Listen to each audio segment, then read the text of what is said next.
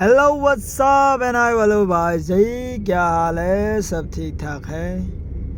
ये देख लो भाई साहब, ये जो रास्ता है पूरा 3-4 महीना हो गया और पूरा ये रोड साइड का घर है, पूरा ये धूल खा लिया।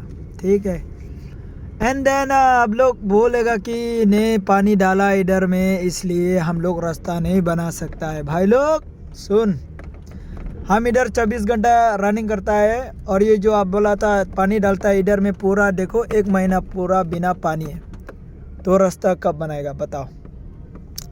अभी ये अब जब फेक खबर मत फैलाओ कि मत बोलो कि ये इधर में थे करता है, हम अंग्र थे ये नहीं पायस nga to bakla pilok uniu thau ini de chibnai tam rm re the gyo hawa kat no kan thla sang bi uchna tang uchna lam yo bisabe. Okay, so like for more information and you will always get the original news from my head, so please like and subscribe. Okay, bye bye, bye san, thank you.